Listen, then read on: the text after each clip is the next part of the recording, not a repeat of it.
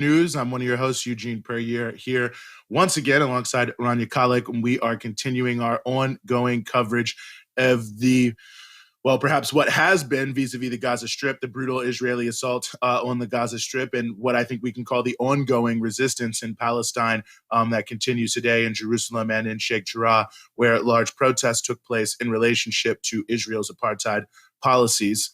Of course, at the top here, we will remind people that there is now what some are referring to as a fragile but nevertheless existent ceasefire in Gaza. There have been celebrations in Gaza in celebration of the resistance that was put up there. There were also celebrations last night in Ramallah and other parts of the Palestinian territories. There is also a massive effort going on in Gaza now, of course, to sort through and sift through the rubble and the destruction. It appears that at least 257 Palestinians were killed in the Gaza Strip, 66 children. But I mean, take that number for what you will. I'm sure as we're talking here today, this number will grow because they are pulling people out of the rubble. 3-year-old child pulled out of the rubble. This is maybe 30 minutes ago. I saw the report. So that number of 257 will grow in terms of those who were killed there. So they're across the entire Palestinian territories. I just want to get this number right. About 8,500 people, 8,538 were injured. So in the Gaza Strip, also inside of the West Bank, that's a number from the World Health Organization. Just over 8,500 were injured, but in Gaza, 257 killed, 66 children, potentially 75,000 people displaced from their homes, although it's not clear, but tens of thousands for sure. 51 educational facilities. It was said that there are about 50 schools. It looks like what took place is there were about 49 schools and 2 kindergartens that were hit there in the context of what we have seen. Make sure I had those numbers correct. Yes. And a number UN training center as well was also hit, parts of universities there. So a range of things, obviously, that were not military targets hit.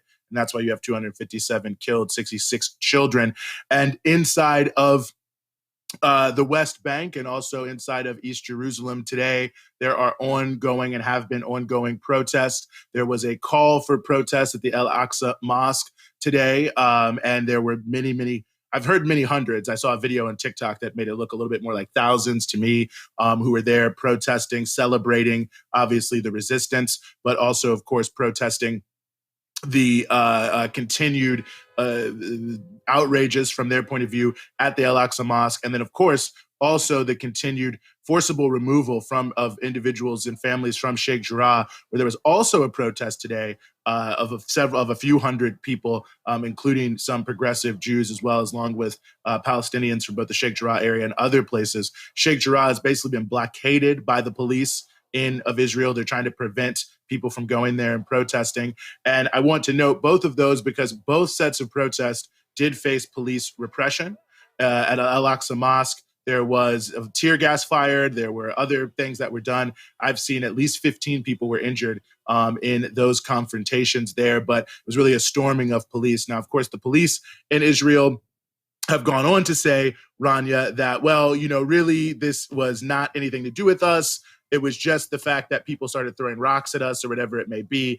And obviously the truth seems to be quite different, that there is a large police presence that had already surrounded people. And, look, people can say I'm being subjective, but it seems like maybe we're looking for trouble in terms of what they were doing there, given everything that's happened. What does a big police presence at Al-Aqsa Mosque really mean, right? During Friday prayers, which of course is the most important time all week in terms of the prayers. So those two protests happening there and ongoing Israeli police repression. A lot of what I have seen in terms of what people are calling for, despite the ceasefire, is a continuation of the popular resistance by other means, protest strikes, and so on and so forth, around the issues of Jerusalem and around the issues of Sheikh Jarrah. Now, the one final thing I'll say here, Rania, before I turn to you, I know you've seen a number of things as well, but just by way of an update, there are right now, it is being disputed over whether or not there were any terms to the ceasefire, which is an element of this. Hamas officials have said they were given indications that by the Israelis that there would be action around East Jerusalem and around Sheikh Jarrah. The Israelis saying we said nothing at all. And so undoubtedly the ongoing popular resistance there around those two very critically important issues for all Palestinians will undoubtedly be ongoing and could potentially be the thing that undermines the ceasefire. If something does undermine the ceasefire, which we don't know, now it is holding, and there's finally humanitarian aid also being let into the Strip. Certainly not as much as is necessary, but for the first time in many, many days, the Red Cross, the Red Crescent, and others are able to, the United Nations, get things in. So that is more or less where we are as we start the hour here at 2, Rania. Yeah, I mean, and just to, to remind people the devastation of Gaza, I mean, the ceasefire is important. It's important that it went into effect. 15 Palestinian families were wiped out in this recent aggression against Gaza. And I just want to reiterate some of those numbers on top of the nearly 260 killed, including 66 children. There was also widespread destruction. You mentioned some schools were hit, 184 residential towers, at least, houses, and 33 media centers were completely destroyed in Israel's airstrikes on Gaza. More than 1,335 housing units were completely or severely demolished. About 13,000 were damaged. That's on top of the human toll. And this is a place, I mean, it's one of the most brutal sieges that we have in modern history. Gaza's been under an air, land, and sea blockade for nearly 15 years. It's not easy to rebuild in Gaza because of the kinds of crippling sanctions that Israel and the rest of the world have imposed on it. So you can imagine this is the third devastating war that Gaza's experienced in the last 15 years. That said, I think that there's something different about this time, not just the outrage around the world. I mean, Israel's image has been tarnished to some degree, but also we saw this unity among Palestinians across these like ghettos that Israel's created for them, from the West Bank, from Gaza. And we saw it this morning in Jerusalem with, that wasn't just protest. That was like solidarity and excitement shown for the steadfastness of the resistance in Gaza. Obviously it was very devastating what took place in Gaza, but there's also somewhat of a celebration of the fact that Israel didn't actually gain anything militarily. Nothing. In fact, Hamas and Islamic Jihad, who form the resistance in Gaza, said that they have the capacity to continue firing rockets at Israel for the next 6 months at least. And it's good to keep in mind, I mean, they managed to fire 4,360 rockets and mortar shells, some 3,400 of which crossed into Israeli territory. That's what the Israeli side is saying. That is not, that demonstrates that these wars on Gaza aren't actually achieving anything for Israel militarily, because ultimately the resistance in Palestine continues to make advances in terms of their ability to gather weapons, make weapons, their weapon technology. They've managed to make their own drones. So and this time Israel was hit not just from Gaza, they were also hit from Palestinians in Lebanon with a few rockets that I believe reached Haifa. So, this is definitely something that Israel was forced to do. This ceasefire was imposed on Israel by outside pressure.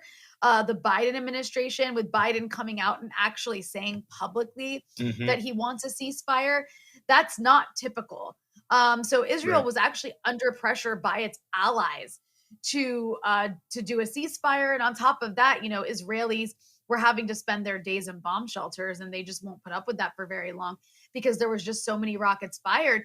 So I think there are Palestinians, despite the devastation, who are looking at this as a victory in some ways for the resistance. I mean, you have a resistance, you have Palestinians that are under blockade, living in ghettos, completely oppressed by Israel's military boot and military might everywhere.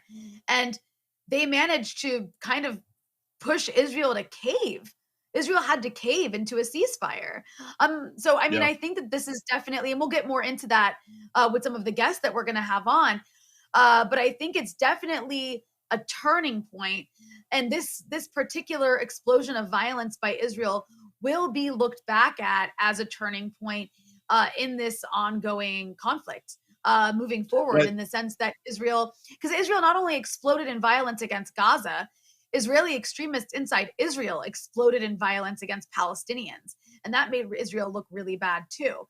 The racism that's foundational to Israel's entire being was really like there for everybody to see. There was crazy Israeli settlers that were, I mean, the New York Times had to cover it, that were organizing on WhatsApp and Signal to form lynch mobs to go find Palestinians to attack. So I think Israel's the nastiness of like the foundation of the Israeli state as a settler colonial entity really came to the fore in this conflict. Yeah, and I also just want to note that it's not just Hamas and Islamic Jihad saying that they could continue, but this morning in Haaretz there was an article which was quoting what they called, and I certainly believe them, senior officials in Israel's security establishment, saying that they had overestimated the level of damage that was done to the Hamas rocket infrastructure. So they are explicitly saying that now that the smoke is clearing, so to speak, that their own evaluation is that they did not actually do as much damage as they thought they did, which in and of itself is notable, I think, for a range of things. And we'll get more into that later. I don't want to get too deep into the military strategy element of it, but I think that's an important admission, an important thing to be coming out. I think you're 100% correct, Rania, in terms of the really, I think the face of the world seeing for the first time this extremism inside of Israel. I mean, I think for people who pay close attention to this, it is better known. And of course, there are a number of great things that highlight this, including by people who we've had on this show. Abby Martin and the Empire Files obviously have that very informative interview where they're just talking to people in Jerusalem. Of course, Max Blumenthal, who we had on the show last week, I believe it was, with a number of different things, but of course his book Goliath. So, I mean, there's a lot out there that documents this. David Sheen, who we'll have on a little bit later, has done quite a bit. Dan Cohen, who we've had on the show. So I'm also partially saying go back and watch some of our past shows if you are really interested in this, not because we're great. Past live streams, because we have had a lot of people who are really, I think, contextualizing that in an important way, and we will today as well. But that is where we stand. The ceasefire in Gaza, more or less holding for now. Gaza really digging out from the 11 days of conflict where 257 people, at least, including 66 children, were killed. And ongoing popular resistance in both East Jerusalem and Sheikh Jarrah. Demonstrations there of the thousands at the Al-Aqsa Mosque and hundreds at Sheikh Jarrah were broken up by the Israeli police today with tear gas and other elements as well. And there are at least about 15, it seems, wounded in the Al-Aqsa situation there. So that's more or less where we stand, Rania, but I think I already sort of mentioned it, so perhaps we should bring on our first guest. Yeah, so we'd like to welcome back to Breakthrough News David Sheen. Yes. He's a journalist coming to us from Haifa. David, thank you so much for joining us again. Thanks for having me again. Good to be back. So it's under some better circumstances now. There's been a ceasefire put into place, obviously, with Gaza. So I guess after this recent explosion of violence, we'd like to hear from you. Maybe let's start off with how are the Israelis, how's the Israeli press, how are Israeli government officials interpreting what just happened in terms of whether it's seen as a victory or not, and what does it mean for the future of Israeli politics?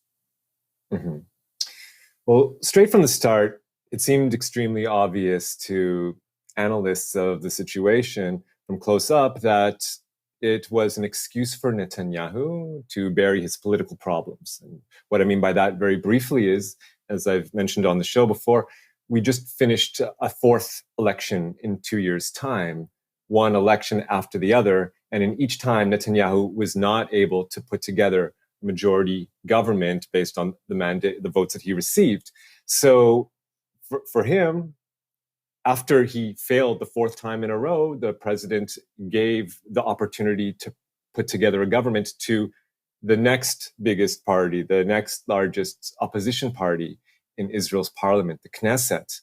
And just then, when it looked, for the first time ever, perhaps, that we would have in Israel a government that included Palestinian citizens of Israel. That's never happened in 73 years for obvious reasons, because Palestinian citizens of Israel, about 20% of the country, are not regarded as legitimate political players. Although ostensibly, they have most of the rights and privileges, definitely not all, but they have the right to vote for the parliament, even though the parties that they vote for are never considered legitimate players. They're often called out and just called terrorists and terrorist supporters, and violence is incited against them.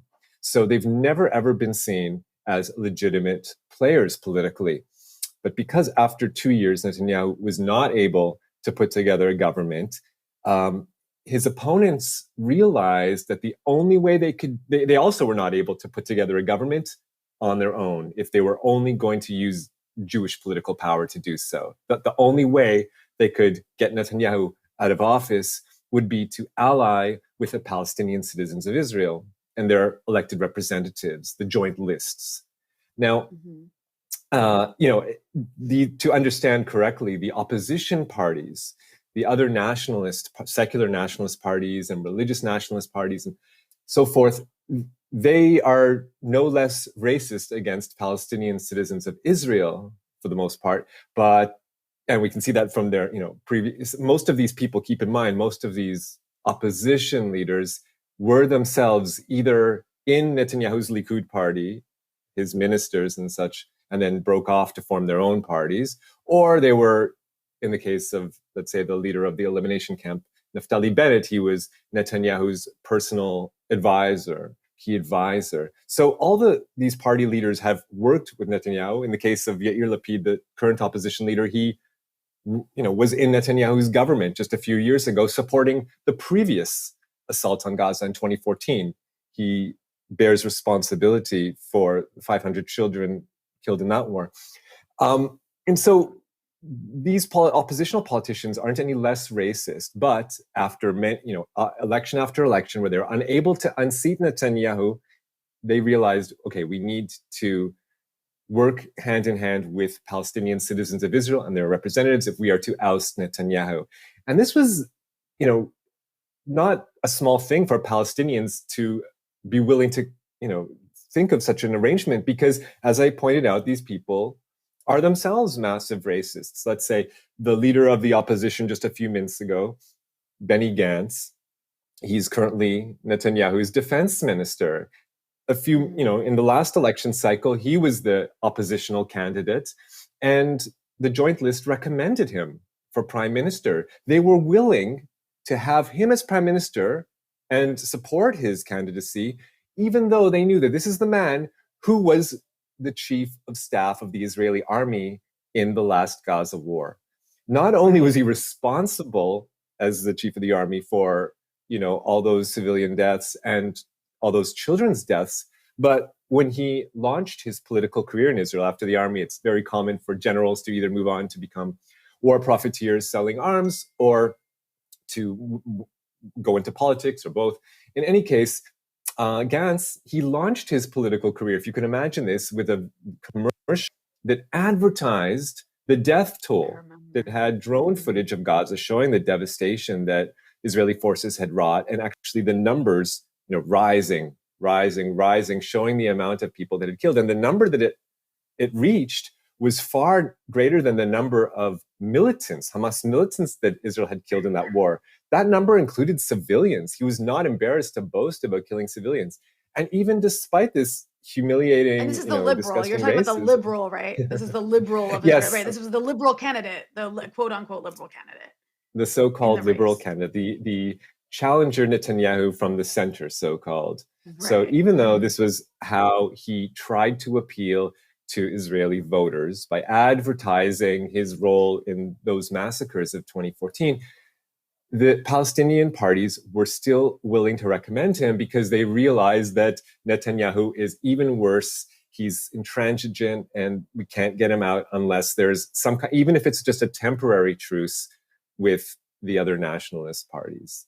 And even then, with that, Gantz spat in his face. So in this round, just before this, 11 days of fighting or 2 weeks of, chaos, we had the opportunity to exchange. Finally, the Jewish parties realized what the Palestinian parties had realized, and that there was no way to oust Netanyahu except for working with the Palestinians. And just when it looked like that might be possible, that's when Netanyahu tanked any possibility of it. Because, of course, whenever there's a war, whenever there's an assault on Gaza, then nationalist sentiment rises rapidly. And so Israeli Jews who perhaps are in the center and could be swayed to either side, maybe would have been open to supporting such an eventuality. Now many of them are, have swung far to the far right with all of the rhetoric that they've been receiving, being bombarded with, pro-nationalist discourse. And it has to be said, genocidal discourse, it's rather disgusting to read what Israeli journalists have been saying. I mean, not just to say who they've been bringing on television to, former generals to opine on, how much devastation, how much more devastation should be caused, but actual journalists themselves advocating for it, suggesting what kind of massacre Israel should propagate next in order to advance its military objectives. And most of these journalists have not faced any even reprimanding for that. And of course they'll, I'm sure, go on to do speaking tours in the United States next time around, to capitalize on their careers. So this is where we're at, the political moment where we're at. Well, you mentioned Benny Gantz, and he's like one of the less extreme voices. And even he, as defense minister right now, at one point during this bombardment of Gaza, actually said, Gaza will burn. He used those words. Gaza will burn. Hamas will burn, which would be bad enough, but Gaza will burn. So that's the kind of rhetoric you see from centrists in the Israeli government. David, I want to ask you, one element of this war, which I think we saw a little bit of this in 2014 as well, but not to this extreme degree, was the level of Israeli Jewish extremism in the street, right? All across these cities in Israel, particularly mixed cities, but as well as other cities as well. There was people, Israeli Jewish extremists organizing on social media, as well as apps, as well as WhatsApp and Signal, organizing lynch mobs to go find Palestinians to attack. I think, if I'm not mistaken, this has subsided to some degree, but there was a huge explosion in this kind of violence. Can you give us an idea of that element of this? What happened over the last 2 weeks with this explosion of extremism? And where do you see it going now that this war on Gaza has come to a ceasefire? Sure. Well, first of all, it has to be said that the kinds of anti-Palestinian pogroms that we saw last week obviously are not new for this country. It's just that those kinds of pogroms, we're used to seeing them in the West Bank, where there's complete apartheid. Palestinians have no rights whatsoever, and so settlers can act with total impunity and assault Palestinians and walk amongst Israeli soldiers who are patrolling the West Bank, and the soldiers who it's ostensibly their job under international law to protect the local population from assaults. Soldiers who are patrolling do not even make any efforts to stop these settler pogroms. So we've seen this for years going on, but it's far away from the cameras for the most part, and far away from most of Israel's population centers. But now we have those same thugs coming from the settlements in the West Bank into Israel proper, uniting with local racists, and frankly, with groups that they have sent into the city in the last 15 years, funded by the government. They're called Ga'inim Toraniyim. They're small religious seminaries and support networks for them that are consciously established, purposefully established in Israeli cities, which the few cities where there's actually Jews and non-Jews, Jews and Palestinians living side by side, in order to Judaize those cities so that there can be full spectrum Jewish domination. And so that there can't be, the coexistence that Israel boasts about in its propaganda efforts. It funds efforts to quash that. So that kind of pogrom level violence, we saw that last week on the streets of Israel. Tiberias, Haifa, Ramle, Lid, Jaffa, Akka, all around the country, north, south. We have groups of Israelis, and sometimes these reach into the hundreds, but certainly dozens marching through the streets, stopping cars, asking people to say a few words. Are you Jewish? Are you not Jewish? If they're Jewish, they're allowed to pass. If they're not Jewish, then they're taken out of their cars and beaten.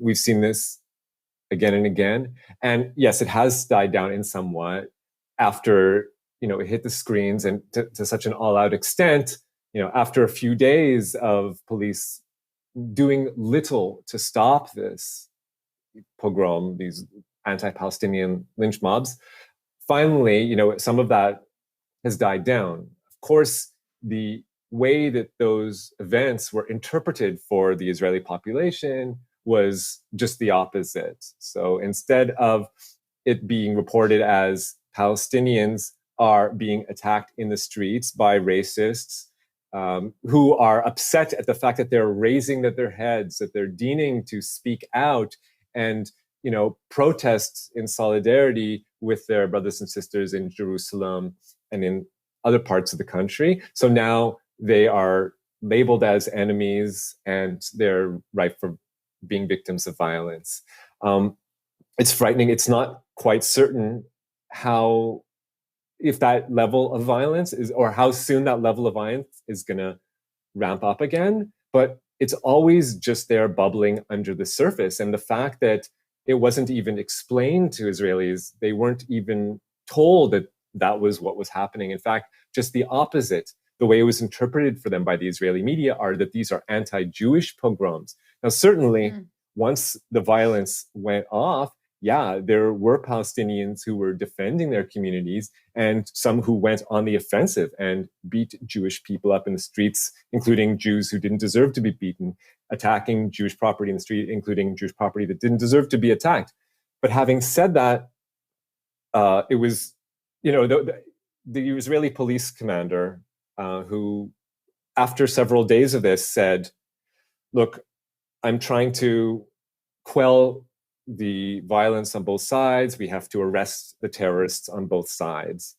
And once he said that, the police minister actually silenced him and berated him and said, how dare you say such a thing? It was an anti-Jewish pogrom, period. That's what it was.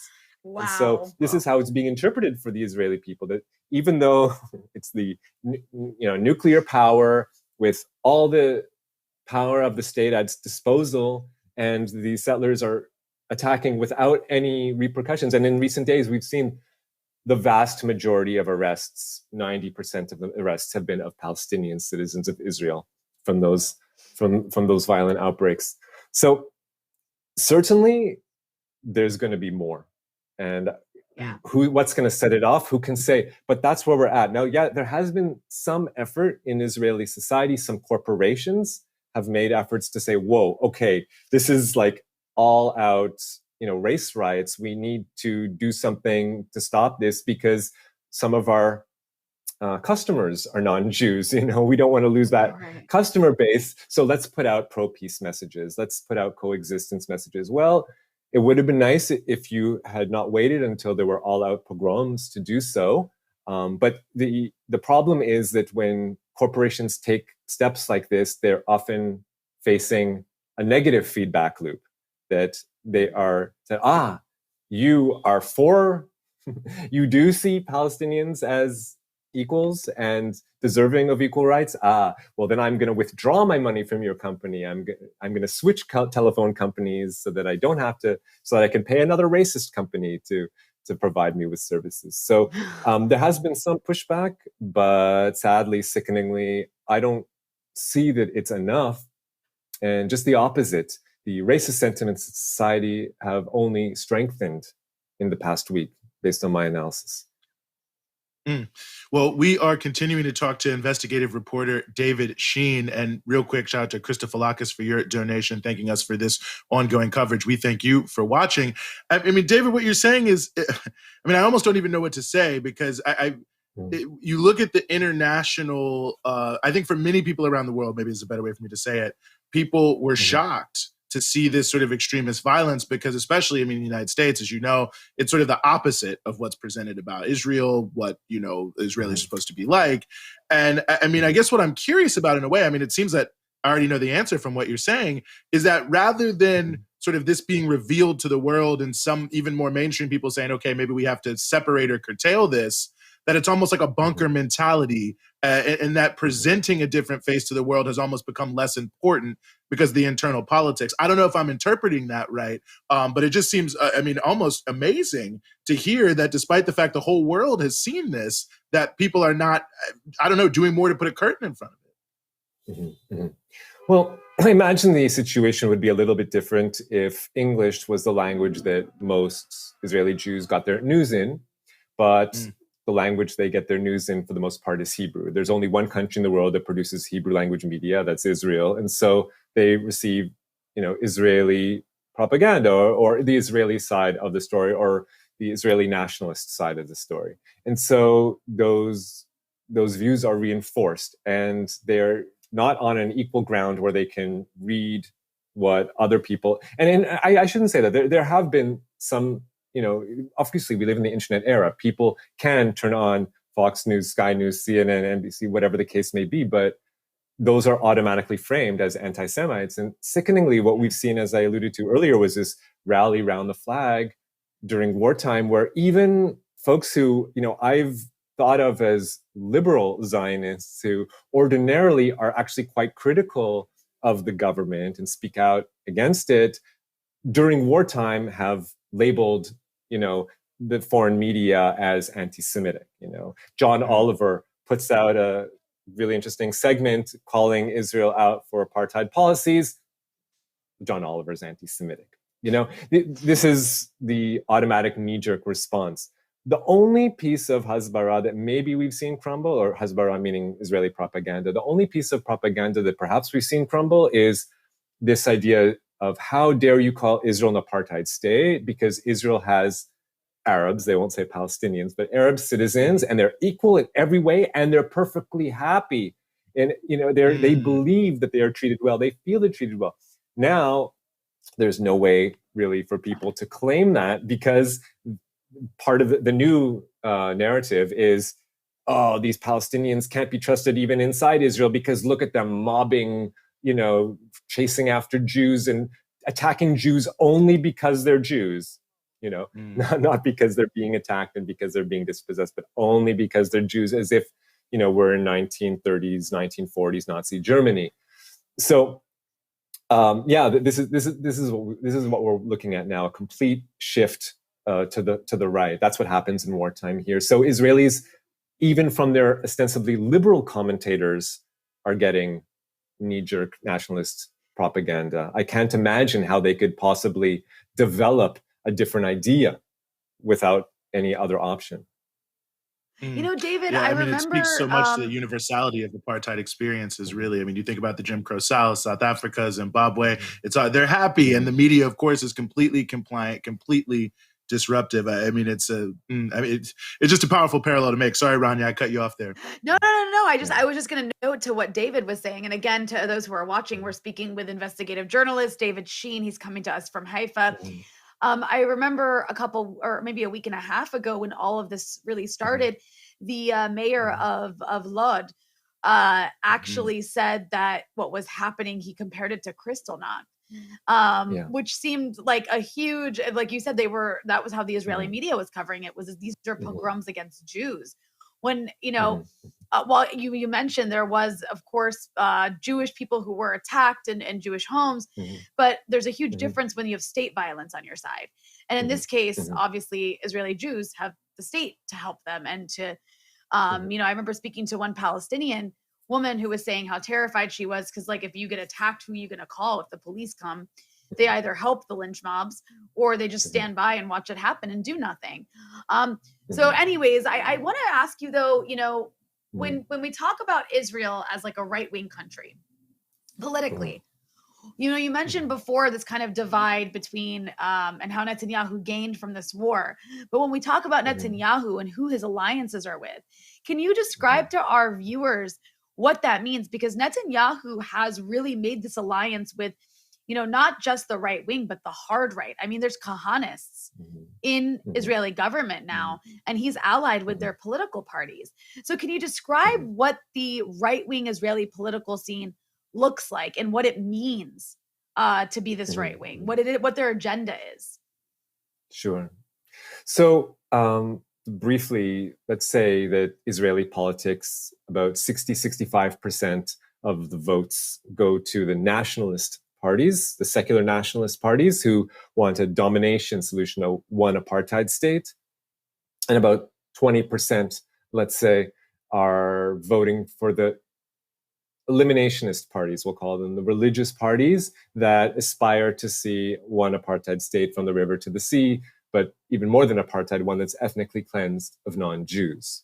So in the past, the proponents, the religious parties, they, their ideology or their theology did speak to ethnically cleansing the country, but they always kind of postponed that to a messianic era. They said, it is not for us as ultra-Orthodox Jews to bring that era in which we are, all, where there's total Jewish domination over all the lands. It's not for us to bring that into being. That's for God to bring into being. Until then, we will follow the rules and regulations of the Torah and the Talmud and, live our religious lives. But especially we see that since the Six-Day War in 1967, when Israel captured the West Bank and the Gaza Strip and other territories, that for religious people, this was like an event that made them think that it is now the Messianic era. And so the layers of theology, not neutral theology, but racist theology that people had piled on over the centuries, that had been dormant and had not been put into practice in any way because Jews were always a minority in every state that they lived in. Now that Israel was a majority and that it was mighty, for many religious people, they started to think that the time is now to put that plan into practice. And we, at that point, see the rise of Israel's messianic camp. This is a very small camp on the farthest, right wing of Israeli politics. But for the last 50 years, they've dragged the political system to the right, increasingly to the far right. And you pointed out the name Kahanist, and we're talking about the disciples of the arch-racist American Israeli rabbi Meir Kahane. And he broke the taboo that had existed up until that point in Israeli society, where, of course, the establishment of the state of Israel depended upon ethnically cleansing the country of indigenous Palestinians and not allowing them to return after the war, to ensure that there was an artificial a Jewish democratic majority. But now, if those ethnic cleansings had occurred in the past, and okay, now that we've established our Jewish majority, we can let sleeping dogs lie. No, the Kahanists said we need to continue doing so. We need to continue ethnic cleansings, and he would call for ethnic cleansings. And he was eventually elected to the Israeli parliament. And at that point, he had a platform in which to advance his agenda. Now, to give you a sense of what's changed since that in the last few decades, when Kahane was first elected in the 1980s, his views, his outright racism, unabashedly calling for ethnic cleansing without shame, was considered scandalous. And so even most right-wing Israeli politicians withdrew from him, and they didn't want anything to do with him, and they considered his brand toxic. But what's happened and in fact, they voted, the parliament and the judiciary both, expelled him from political office, said his party is racist and can't run in elections anymore. Okay, that's 1988. Here we are 33 years later, and in recent years, Netanyahu has actually brought the descendants of Kahane, the ideological descendants, his supporters, those who have, been part of his organization for the last 50 years, he's brought them into the parliament, made them his deputies, made them valuable members of his inner clique. The leader of the Jewish Power Party, of the Kahanist Party, Itamar Ben-Gvir, has been working in lockstep with Benjamin Netanyahu. It took a couple of years to actually bring him to that point, but now he's in the Israeli parliament, and now he has parliamentary immunity, which he can use to incite further, calls to ethnic cleansing. And in fact, what we see in the Israeli media, if we look in the last week, we see that the number one the politician that has received the most airtime on Israeli TV is Benjamin Netanyahu, the prime minister. The second most airtime has been given to Itamar Ben-Gvir, the head of the Kahanist party, who, organizes these death to the Arabs, rallies that we see on the streets of Jerusalem and in cities across the country.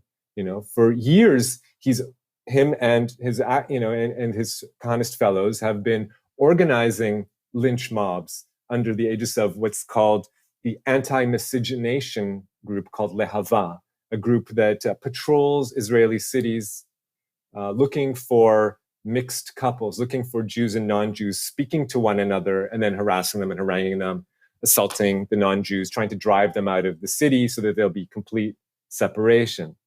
So we're talking about a group that on its own is responsible for the murder of 50 plus Palestinians in Palestine in the last 50 years. And they're a political movement.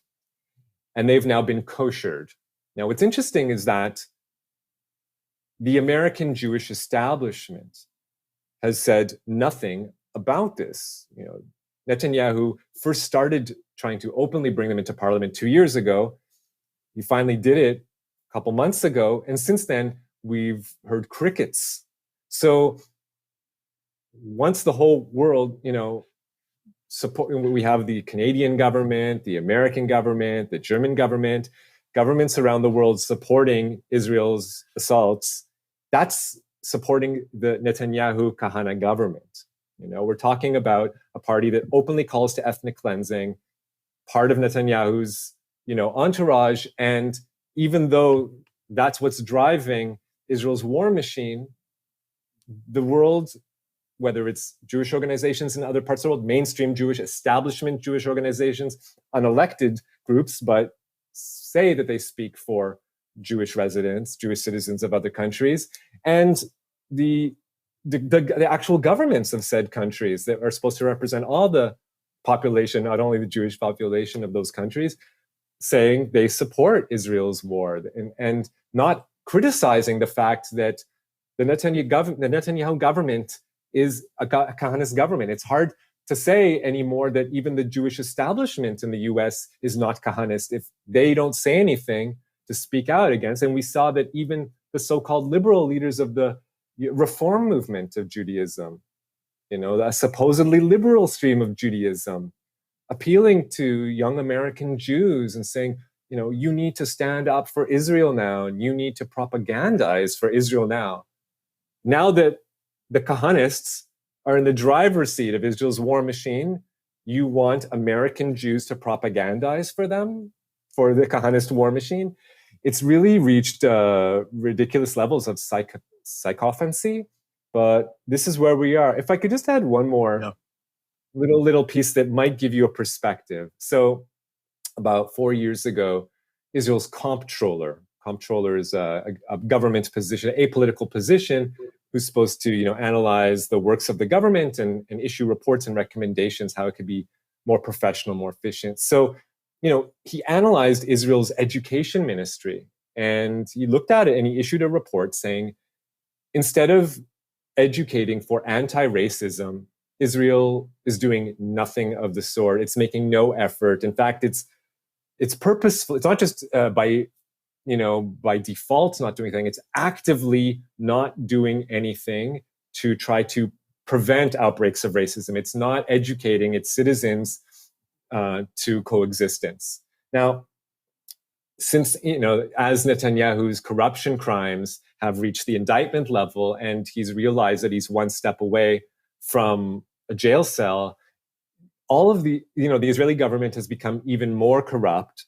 And the people that he's appointed to various positions are, they aren't even professionals anymore. They're obviously political appointees. So the new comptroller is himself was put in that position specifically because he was friendly to Netanyahu and won't criticize him. And even this Netanyahu, someone that Netanyahu has in his pocket, the new comptroller, he just issued this week another report years later saying, looking at Israel's education ministry and its education and its curriculum, and again saying, Israel is doing nothing to stymie the insane levels of hatred that are coursing through society. Instead of educating the youth towards coexistence, it's doing nothing to stop the rampant racism in Israeli society. So is it any wonder that children grow up, it's like cradle to army pipeline, and the propaganda that they receive from the Hebrew media tells them that they're a traitor if they speak out for coexistence, if they believe that everyone's equal, if they oppose the wars that are fought in their name. And so for a young person coming up here, they're almost, brainwashed into it. Of course, people have a responsibility for their actions, but this is what the country's churning out. Sure. No, I think that's really important. 360 degrees of hate. Well, investigative journalist David Sheen, really appreciate you giving us more of your time here on Breakthrough News. Thanks for joining us today. Thanks for having me. Take care. Well, Rania, we're going to keep pushing forward here. Next, we want to invite on to the show Mike Preisner, who is a producer with the Empire Files, also the co-host of the Eyes Left podcast, a veteran as well. Mike, thank you so much for joining us. Hey, thanks for having me. I really just want to ask you, I wonder how you're evaluating the outcome of this. You've got both sides sort of spinning it. Israel, of course, is saying this is the greatest of all great victories, but there have been massive celebrations all across Palestine of people saying the same, that this was a great victory for the Palestinian resistance. I wonder how you're parsing this issue and I don't know if we even really should say who won per se, given the devastation, but at least that conversation. Yeah, well, I think I agree that it's a victory for the Palestinian resistance, not just in Gaza, but throughout the West Bank and 48. Also a victory for the U.S. movement, and I think kind of an unprecedented victory. And I want to talk a little bit about why. First, I want to say that it's important to remember that at the start of this, with Sheikh Jarrah, Israel is on a very flimsy foundation. Their existence, their stability, it all is on public opinion, in particular in the United States. But of course, the world makes an impact on that. But public opinion in the United States is one of the main pillars of the Israeli apartheid regime. And when before the Gaza war even started, when the Sheikh Jarrah, when the right-wing extremists started marching, when the ethnic cleansing program began, they were in a PR crisis. And it looked very bad for them. They were getting tons of negative press. Not only were there uprisings in Palestine, but of course, there's a massive response in the U.S. movement and to some degree in the U.S. media as well. And when the war in Gaza started, I think at the beginning, like, okay, great. Like, this is a great distraction because now we're being attacked and this is about Israeli self-defense, because it was so brazen what they were doing in Jerusalem. They could not defend themselves. And then once the rocket started, they said, this is about Israeli self-defense, and back to their old script where they are more comfortable. They're more comfortable with the U.S. media running op-eds and celebrities going out to the media saying, Hamas is terrible for firing rockets and they're the reason for all of this. But instead what happened is, instead of that kind of helping their PR disaster, that just added to it, because their conduct in Gaza, leveling journalist towers, leveling residential towers, killing, the fact that almost half the deaths were children. This led to another PR crisis that they found it difficult to extract themselves from. I think that for the Israeli side, they were very much off guard. Now, I think that one of the big developments was, Hamas had warned Israel. They said, if you do not stop your attacks on Al-Aqsa and Jerusalem, we are going to attack Jerusalem. And it's obvious that the Israeli military didn't think that was possible, because they didn't prepare anyone in the Jerusalem settlements for this impending rocket attack that Hamas had promised. And so the first volley of rockets actually hit the Jerusalem settlement, which Israel was not expecting. They thought they would strike somewhere in southern Israel. And there's those videos of all the settlers just scrambling and running for their lives.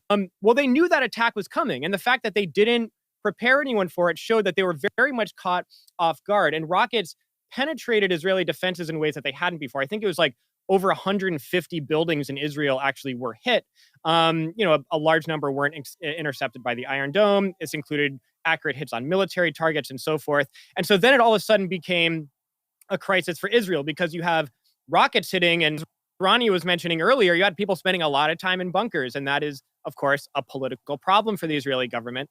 And then the fight back from the Gaza resistance kind of like sparked and fueled even more resistance in the occupied territories. And not only that, is when all of this was happening, you had unprecedented resistance in the United States. I think that, say, the 73rd anniversary of the Nakba, I think it's quite possible, correct me if I'm wrong, but that may have been the biggest day of protest in U.S. history for Palestine. I mean, 20,000 in the streets of Los Angeles, but, 100,000 out in Chicago. New York was about 50,000. I mean, these were really huge demonstrations that, while we've had big demonstrations in the past, I think superseded that.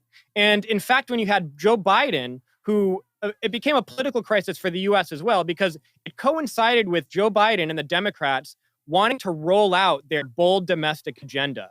And they wanted all of the media attention and all of the people and all of the Democrats in Congress and all of the constituents and all the people that voted for Biden. They wanted all attention on celebrating Joe Biden's trip to Michigan, announcing this jobs plan and all of this stuff. Instead, when Joe Biden went to Michigan, there was a demonstration, pro-Palestine demonstration, to greet him. He was first greeted on the tarmac by Rashida Tlaib in an outstanding and bold way.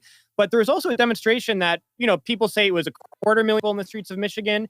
Even if it was half that, that was still the biggest nation for Palestine in American history. I think in 2002, when Israel invaded Lebanon, there was a demonstration of 80,000 people for Palestine and against Israel in D.C. That was the biggest demonstration for Palestine in U.S. history. And now we have this huge outpouring. And so you have this massive uprising in the United States, which I will also tell you was dominantly led by the youth. I mean, I think demonstrations in the past, 2014, there was a huge upsurge. The leadership was, of course, like the older generation of Palestinians. Now the demonstrations are being led and organized by like the Palestinians who were too young to drive at the time of the 2014 war. And then you have this unprecedented upsurge in Palestine, this unprecedented upsurge in the United States. And then, of course, another big factor is you had this bloc in Congress that was calling Israel an apartheid regime, saying that it was guilty of war crimes. And then you had on two sides in the House and the Senate, you had AOC in the House, you had Bernie in the Senate, both rushing resolutions to block the sale of arms to Israel, that Joe Biden was rushing aid to Israel in the middle of these war crimes. I believe that all of that factored into the calculations of the Israeli military leadership.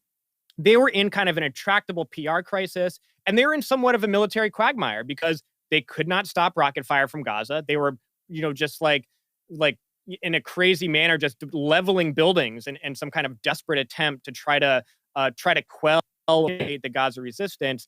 And then you have this massive PR disaster in the U.S., not just from this movement that was putting pressure on Biden from the grassroots, but even affecting a certain a bloc within Congress that, of course, they're not great on Palestine for the most part. I don't know if all of them support BDS. Maybe none of them do. But I think the point is that they're representing a kind of bigger shift in the United States. And so I believe that Israel saw all of this, not just the military quagmire in their own area, but what was happening in the United States, and felt very pressed to make a ceasefire happen before these things could continue to play out and transpire. Because things were really building. I mean, that May 18th demonstration, that was really unprecedented and huge.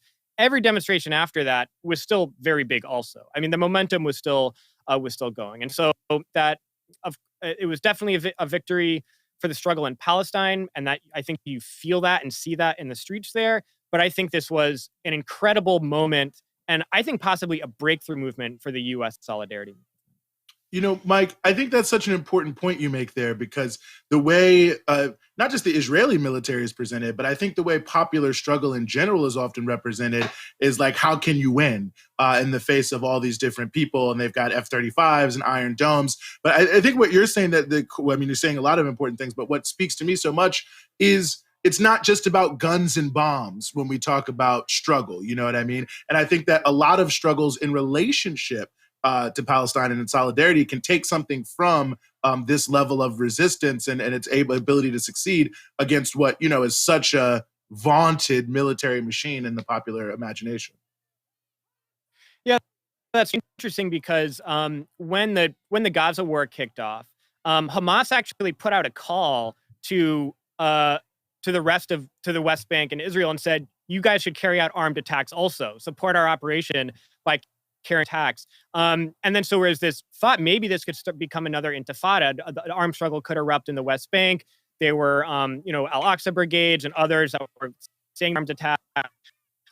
Really, that didn't really happen. There didn't erupt armed struggle in the West Bank. They continued the form of struggle that they have adopted over the past several years of unarmed struggle, throwing rocks in a symbolic way at armored vehicles.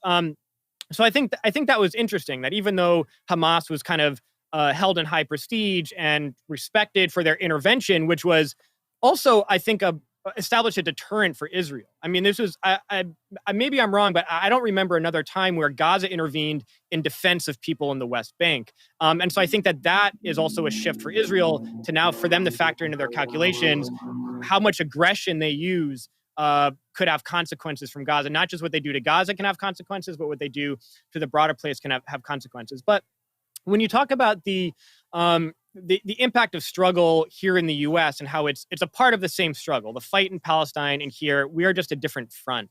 And it was very, I think, unprecedented, not just the movement that started here, but the response from what we saw in the media. I mean, if you remember in past wars, 2014, 2012, 2009, every time they started, Israel was able to trot out all its A-list celebrities. You know, you'd have Natalie Portman going on the late night shows and all this stuff to say, it's terrible what Hamas is doing. Israel has to defend itself, and excusing all of the war crimes. And this time, I didn't really see that. I mean, I think the most high profile, Deborah Messing, and got trashed for it pretty bad. And like Gal Gadot, who didn't even really did it kind of all lives matter. They got Michael Bublé. They got Michael Bublé this time. I think that was like the highest level celebrity they can get was Michael Bublé. And I don't even know who that is. So that he sang a song that was like good a few years ago or was on the radio. You can only buy a CD at Starbucks like when you're checking out to give you a sense of who he is. He does like Christmas. He does like Christmas covers. But I think also I remember Netanyahu saying last week,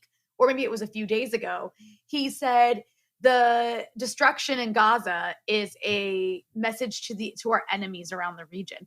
And all I could think was, actually, I kind of think that what Hamas's deterrence against Israel is a message to Israel's enemies across the region. Because, that Israel and their media are looking at the ability of Hamas, which exists in one of the most crippled, besieged areas in the world, right? Gaza's under this crazy siege for 15 years, and they've still managed to achieve some sort of military capability better than they had during the last war, right? Yes. Israel isn't actually hurting the Palestinian resistance militarily like it likes to say it is. And so if a group that exists in this besieged area of the world where it's so hard to get anything in is able to stockpile these rockets, is able to build drone technology, is able to stockpile anti-tank missiles that they can fire at the Israelis and actually put up a fight, imagine what Hezbollah could do. Hezbollah exists in a state where they actually have a lot more support than Hamas has, and they've also spent the last decade learning how to do offensive operations alongside the Russians in Syria. So they're not just a guerrilla warfighting group anymore, like that can defend themselves. They can actually do offensive operations, and the Israelis know this. So, I mean, just from like a military perspective, do you think that Israel actually looks weaker across the region? Because I think it does. I mean, you don't have to agree with me, but that's how I see it watching this play out. I mean, it absolutely does. I mean, I think it says a lot that Israel was scared to go in on the ground, even though they initially announced, like, I think last time we talked, they had announced we're doing ground invasion in Gaza. I believe that they were too scared to do that because of what happened last time. And they thought that just an air assault was going to make them intimidate their enemies around the world. But it showed that all they really did, I mean, they released some videos of like bombing a trailer in the middle of a farmland and being like, oh, that's Hamas, something like that, or a command and control center. But for the most part, they showed that they're just, just bombing civilian infrastructure and being like, yeah, I think there's a military target in there. I think that to your point about the tactics under such severe repression and blockade that the Gaza resistance has been able to manufacture, which of course isn't just Hamas. There's a full political spectrum that's involved in the coordinated armed resistance in Gaza.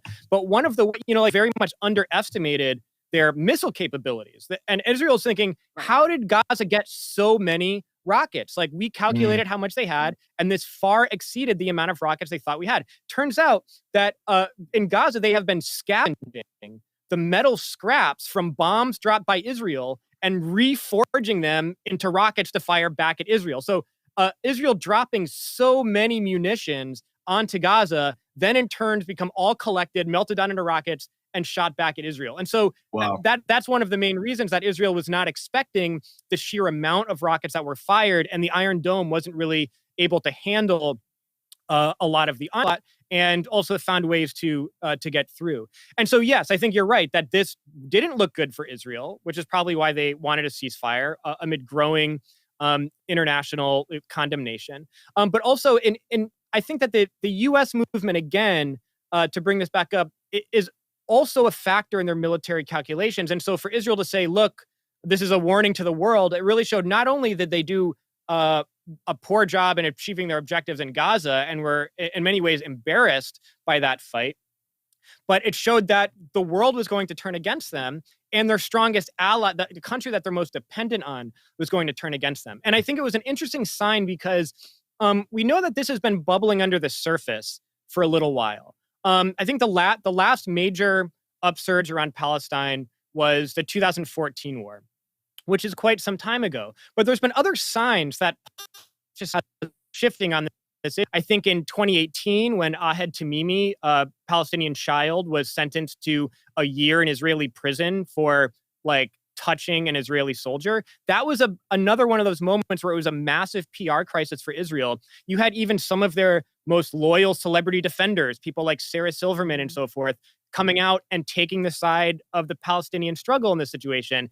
And, that was just one sign. But I think the determination of the movement to make interventions in the 2016 and the 2020 primary elections to say that if you are going to run as a progressive candidate, you have to talk about Palestine. Force that issue into the public and popular discourse, where the 2016 election, Palestine kind of became an issue, to the point where at the Democratic National Convention in 2016, you had hundreds of delegates to the convention bringing signs that said, I support Palestinian human rights, to the point where it basically disrupted the convention, and they shut the lights off on them and diverted the cameras away. This was another sign that something was changing. And then when you had in the 2019, 2020 primary, you saw that it again became a big issue. And, even someone like Bernie, who had his position changed a lot from 2016. It was not that great in 2016. It got a lot better for the 2020 election. That was a result of activists saying that if you want to present yourself as a progressive, you have to take a stand on this issue. And that was the work of the Solidarity movement that proved to be very effective. And so all of these things bubbling under the surface, the issue of Palestine being introduced to a broader audience of new people who consider themselves progressives or socialists or democratic socialists or whatever you want to call it, understanding that Palestine was something inseparable from the struggle for justice around the world and in the United States, this was the first real test. Because while we've had this simmering under the surface when it's a debate question or election issue or a young Palestinian child being arrested, then this is the first opportunity we've had to really see where consciousness have shifted. The first time Israel's done a big war against Gaza since there's been this sea change of consciousness happening under the surface, we saw what happened. And we saw not only an unprecedented people active around it, but people who are brand new to the issue. And I think that so many people who came out to the Palestine demonstrations, it was their first Palestine demonstration. It was their first step into Palestine activism. And I think that the point that we are at now in pushing this forward, advancing it into something that can be some victory, advancing the BDS struggle, the defunding Israel struggle, I think that this is, we're in an extremely good position, which I would imagine Israel is very unhappy about. Yeah, I think I that's just such wanted an to important point. Quick shout out here.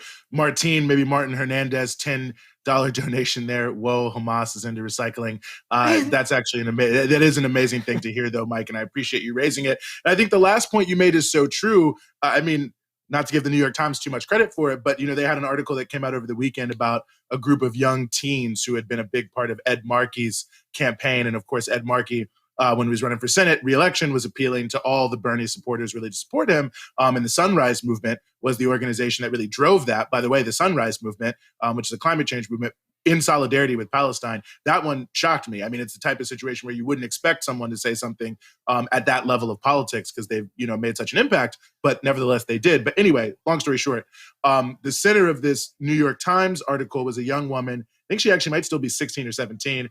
She had worked on this Markey campaign. I saw people retweeting her because she was speaking out about the issue of the article.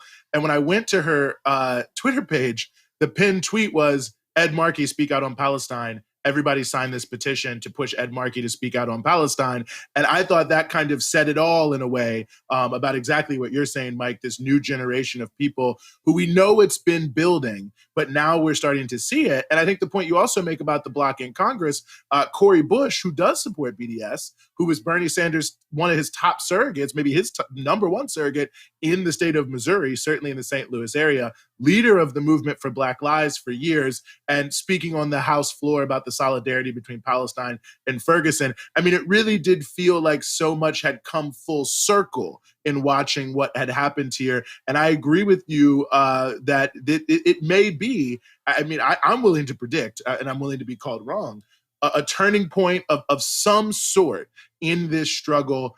Even the fact that they're talking about bringing Israel before the ICC. Now, obviously, the ICC has a lot of problems, but I mean, for years, that was considered so far-fetched that it could ever happen. And here we are, and it's at least on the table. We'll see what ultimately ends up happening because we know the U.S. is doing everything possible to block it.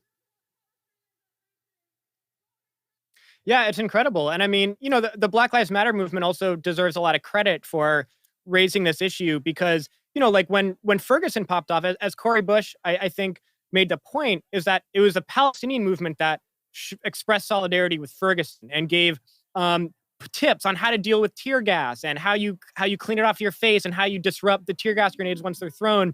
And there was this link that was formed. And I think that was a natural connection because you're talking about in the United States dealing with a police force that is of a settler colonial arch racist superstructure. And that's exactly what the Palestinians are dealing with, of some different variants, but essentially the same thing. And so there's this natural connection. And that's just one of the ways that this issue has been able to break into the mainstream. Your point about the young woman who was pressuring Ed Markey, I mean, that's I think one of the great victories of the Palestine solidarity struggle, which we've been involved with, Eugene, since the early 2000s. But now it is not even if you just want to be a socialist or a leftist or a radical. If you want to be run of the mill per Democrat, you have to be strong in this issue, or you're going to get pushback from your supporters in a pretty major way. And I think even Joe Biden felt that heat in a major way. I mean, I have no doubt that, his initial statements were normal Joe Biden statements saying Israel should be able to do whatever it wants. It is 100% right. And I only have words of condemnation for all of Israel's enemies. Those were his initial statements, trying to rush, $1 billion worth of extra weapons to Israel. They went into their mode. Oh, this is what we do in Washington when Israel is waging a war. And then it became untenable for him and very difficult for you to be able to navigate this while trying to get all this positive coverage. And so when Biden first made that call to Netanyahu, say, you need to figure out a ceasefire soon, he did not say on that call, and we know what he said because his people released it. He did not say, we need a ceasefire because the civilian toll is too terrible. 65 children have been massacred, that over 200 people, mostly non-combatants, have been killed. Biden didn't say the ceasefire needs to happen because this is a crime or this is terrible or this is a humanitarian disaster.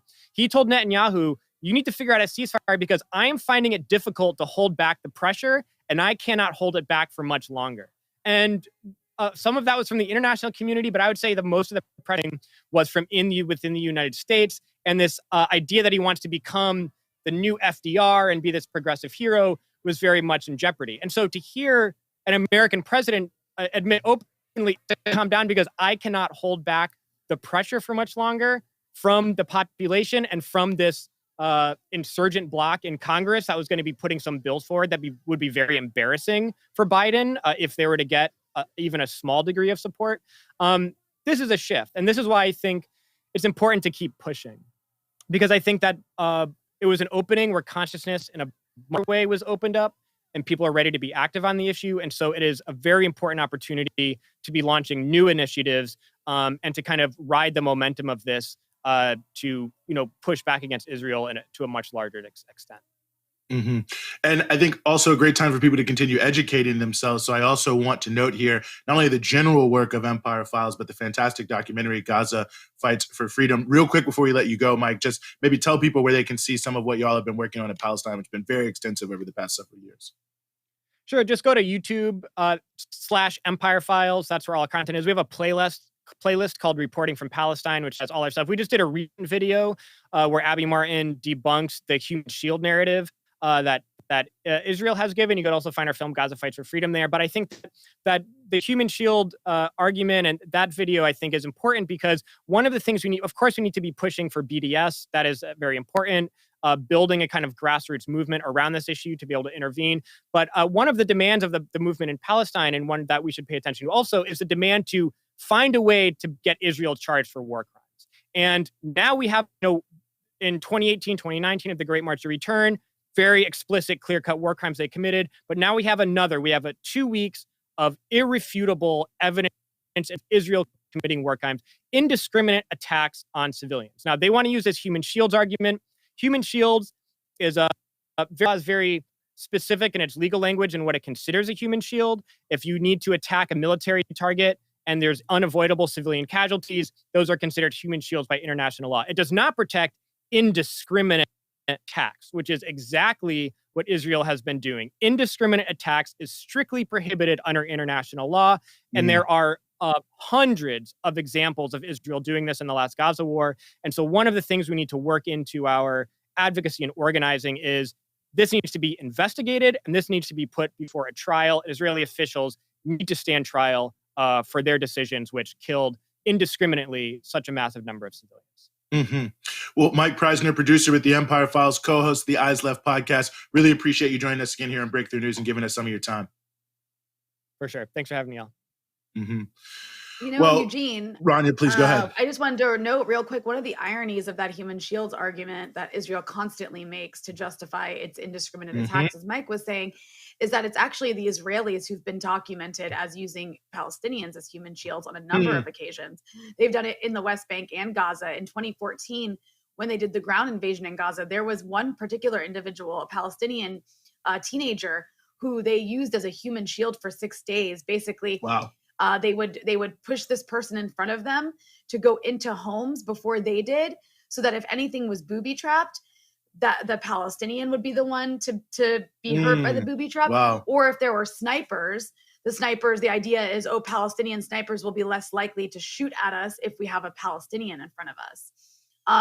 And this is a strategy that's been used in the West Bank as well to deal with what might be booby traps or to go into a place where they don't want to get fired on. And this is documented by human rights organizations like Amnesty International and Human Rights Watch. So the irony, of course, is that it's Israel that actually has used Palestinians as human shields on a number of occasions. But anyways, that was an excellent, I'm really glad that we got to hear from Mike on that. I wanted to really quickly note that we did get a super chat donation from SL Pat. And I wanted to read what the comment is. It's, "Thank you all so much for keeping me from watching CNN." And I appreciate that because you know what? I love that we've gotten to do these live streams and provide people with independent, honest media on an issue that is so distorted in the mainstream. And, sometimes I forget just how distorted it is, because now that, we have this platform to actually produce the media, I am consuming less mainstream media. And so yesterday I was driving in the car with my niece, and the radio, the news hour on the radio came on. It was like some CBS News reporter, and I actually started yelling at the radio because the guy was like the reporter in Israel, and he was just, I mean, he was asked, what do you make of the rift in the Democratic Party in the U.S. over this issue? And the guy that was reporting from Israel, whose name I don't recall off the top of my head, essentially said that, oh, well, Israelis are really traumatized. They've had no choice. They've been in bomb shelters. They've had to respond to Hamas. And unfortunately, there's been all this collateral damage. And so Israel had to agree to the ceasefire because of all the dead children in the photos, but it wasn't their fault. Like this guy was just like, well, they had to agree to a ceasefire because people got mad about dead children, but they had no choice. Israel's tried to take extreme, care in not targeting civilians. And I just wanted to go into the radio and just, because that is the mainstream narrative on this. Yes. Still hasn't changed, but I think what is changing is that there are so many new outlets like ours that are offering a realistic view of what's happening. So I just wanted to give that little anecdote just to say that, I think it's really great that we have the opportunity to bring this coverage to you, to those who are watching, those who've been watching all week, who appreciate our coverage. You can always throw money in the super chat, but also, consider becoming a patron. You can go to patreon.com/breakthroughnews. And help support this kind of work that we have the infrastructure to do and to provide to you, especially in times like this when real news is needed so badly. Yeah, no, I think that's a good point. And shout out to Braithwaite also for in the super chat a little bit earlier, thanking us for the coverage. Really appreciate you as well. Seen you a few times in the chat. I think it's Zane the Pain also coming with the pounds there. I appreciate the internationalism. Asking a question really about Abbas. Certainly we can get into that question, but I quickly want to bring here Kay Pritzker, who's our Breakthrough News colleague, who has also been following this, very closely from the very beginning. Kay, welcome to the show. Oh, you're muted, Kay. You're muted, but we'll try to address that as we move forward here. The question really that was asked, Rania, was around this issue of Abbas and whether or not, he was equally as motivated. Asking if there was some collusion between him and Netanyahu. That's maybe another story. I mean, I think obviously there's quite a bit of collusion between the Palestinian Authority and the Israelis, no doubt about that. And that's a big reason why there's less. There's a lot of restrictions on what you can do in the West Bank from the Palestinian Authority, not just the Israelis, about the kind of action you can take in the protests and the other pieces that you can bring to the table because they are in a security arrangement that's related to the Oslo Accords and the United States. So I'll just say quickly before we turn to Kay, I mean, there is a overarching framework of collusion that is at all times existing in the areas under the control of the Palestinian Authority. And that's obviously a big undercurrent in the Palestinian politics and certainly was a big undercurrent in the now postponed elections. But Kay, are you back with us here? Can you hear me? We can. Okay, great. Excellent. Well, Kay, welcome to the show. Very happy to have you back here on the show. I mean, one of the things we've talked a lot about, Mike certainly talked about this, Mike Preisner, who we just had on, but we've talked about this all week but I think it deserves to be underscored because I think it is such a sea change here in the United States especially, but also in other countries, the massive response, the massive resistance. I mean, we saw today in South Africa, for instance, quite a bit going on. Really just, it seems, maybe the way it's been put before in the show, like a turning point of sorts in terms of at least this recent cycle of solidarity with the Palestinians. Yeah, it's definitely a turning point. And, Eugene, you might recall in the office, sometimes we banter and I feel like every month or so I would just lament about the fact that the movement for Palestine, this was a few months ago, I was like, damn, the movement for Palestine's really dropped off. And I wish people would, talk about the issue more.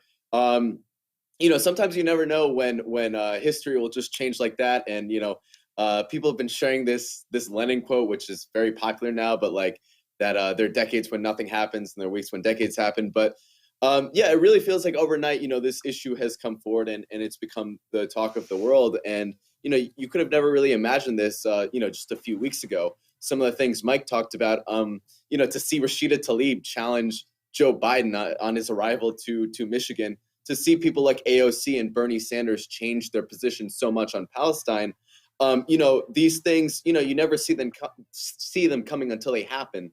But yeah, another thing is I think a lot of people have been asking, now that the ceasefire has happened, what happens now? Some people have said like, oh, well, this isn't going to end the occupation. This isn't the end. And certainly it's not. I mean, we saw the video of Israeli occupation forces, tear gassing people at the Al-Aqsa Mosque. Certainly this isn't over, but I think this is a huge victory. And, people need to keep in mind that, no one's saying that this is going to end the occupation, but I think there is an irreversible factor here, which is that, there's no taking away the discourse around Palestine now. I think, there's no going back to where we were before. Israel relies so heavily on its ability to propagandize and to distort the facts and to lie and to convince people of this false narrative that, being anti-Zionism or criticizing Israel is anti-Semitic. But I feel like a lot of those arguments have died away. A lot of people have learned about Palestine just in the last week that, never really thought about Palestine before. So, I think that factor is really one of the biggest victories here, aside from the ceasefire. And I think, going forward, just like Mike said, the issue of Palestine is once again going to be a litmus test, not just for being a socialist or a left wing or whatever, but just for being a decent human being, just for standing up for human rights. And I don't think the discourse will ever turn back to what it was.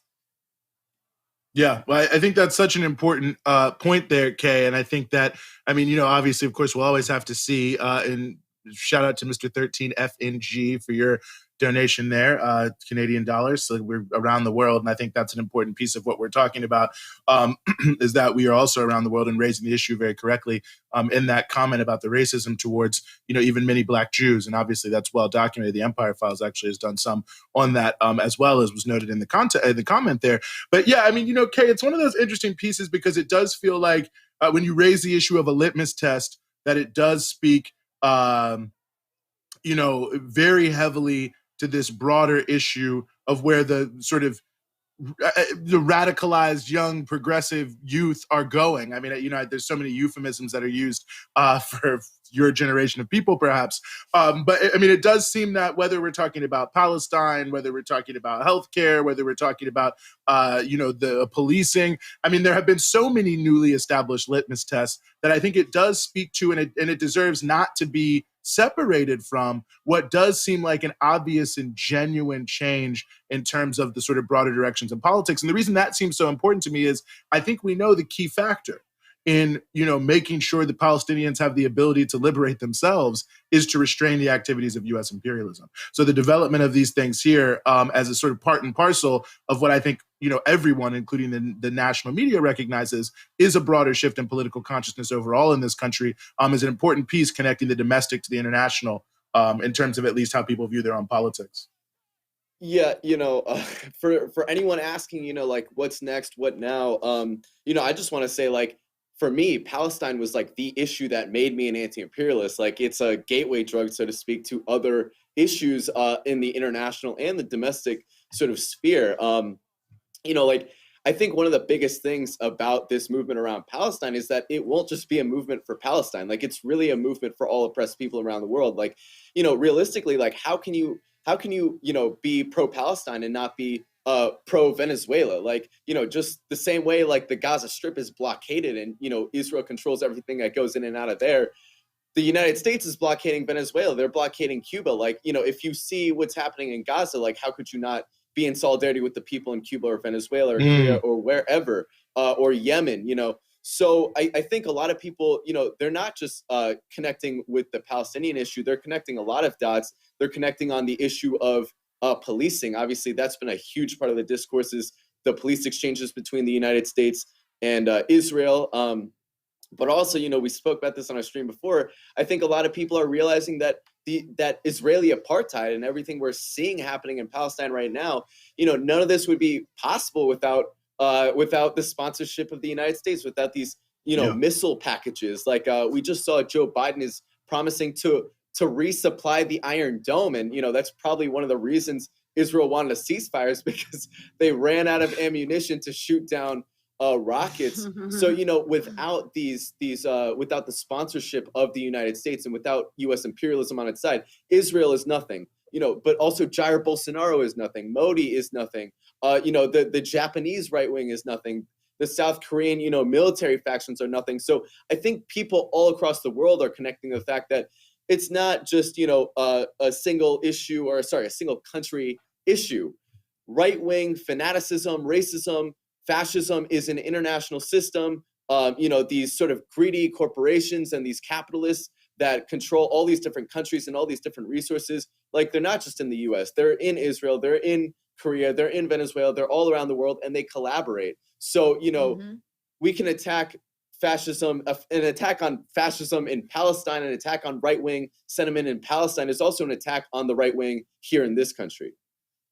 I think that's an important point. Also worth noting, since Modi was brought up there, there was a man arrested in India today for saying that, calling on people to call for solidarity with Palestine, not even really doing anything. And of course, in Kashmir, just a few days ago, 20 people arrested for trying to organize a pro-Palestine demonstration, a very brutal occupation in its own right there. And the BJP party had been waging a big online thing of how India stands with Israel, though it wasn't enough to get India mentioned by Netanyahu when he listed out the countries that support Israel. So tells you something there for sure. Well, Kay, really appreciate you joining us on this stream, joining us also on the past streams. I mean, you are our colleague here at Breakthrough News, so I'm sure you're willing to come on, but nevertheless, very happy to have your perspective here on all these streams. Thanks for joining.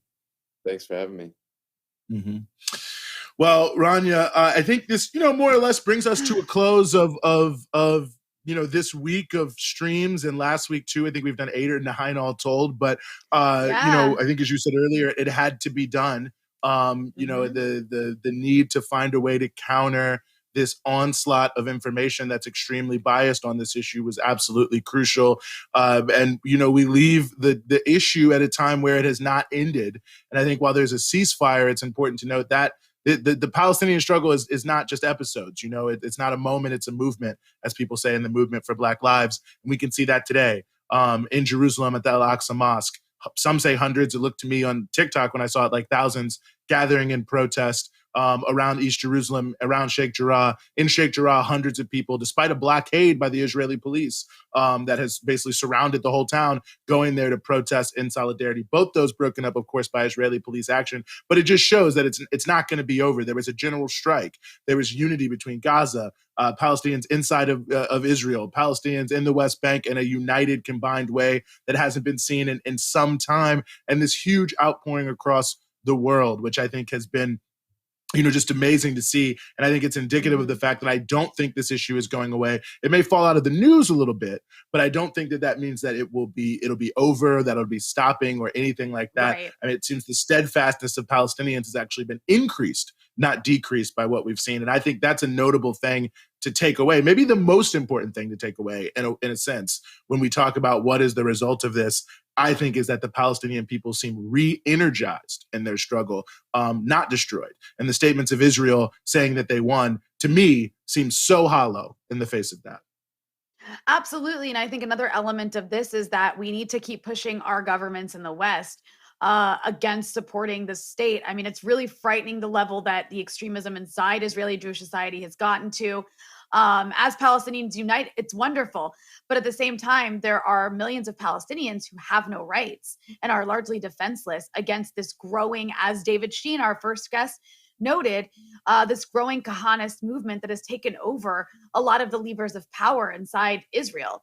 And that is the government that we are supporting. So it's, this kind of Palestine solidarity, organizing support for boycott, divestment, sanctions is more important than ever.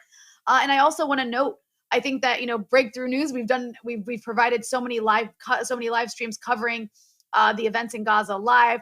Lots of great guests. I highly recommend people go back and check it out. And this is not just shameless self-promotion here, but we have my Breakthrough News program, Dispatches. You can go back and check out the interviews I've done over the last few weeks with Palestinians, with Israeli leftists and dissidents, talking about the sort of internal dynamics going on in both of those societies. You can watch those on our YouTube page. You can also go check out Dispatches with Rania Khalek on Spotify if you're prefer podcast form, and listen to those interviews. I think that analysis has been crucial. It's been excellent that we've been able to provide that analysis.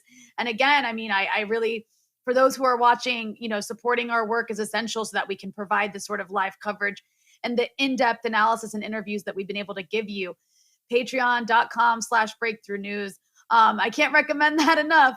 And again, I mean, I think this has been, I'm really I'm really proud of the coverage that we've been able to deliver the past couple of weeks. And it's because of the support that we get from viewers and listeners like those who are watching. I sound a little too PBS when I say that. But it That's is okay. anyway. PBS been running for a long time. People donate to PBS. Good Viewers shows on like PBS. you. Viewers like you. But Listen, no, shout I out to think Media that Rainbow. and we've got more analysis and coverage of this to come. I think that this issue obviously isn't going away. Israel continues to be an apartheid state. And you are a engaged. Beirut-based journalist, I should say. I am. So you're going to be right in yes. the thick of all of the regional implications of what's going to be happening in the aftermath of this. And I think that's important to note, is that there really will be regional implications, and that if this is a turning point for Palestine, it means a real turning point for the whole region. So I'm excited to be able to continue to cover it, really right there close on the ground. I mean, I think, as we all know, Lebanon is sort of spiritually connected in a way to the Palestinian struggle because of the long history. So not to cut you off, but I did just want to remind people who may have just joined us that is where you are. I mean, everyone knows Rania Khalek, right? So of course they know that and they know where you are. But for those who maybe don't, that's an important factor of the fact that we're not going to leave this issue. We're not just going to walk away from it. We're going to continue to be on top of everything flowing from it. Exactly.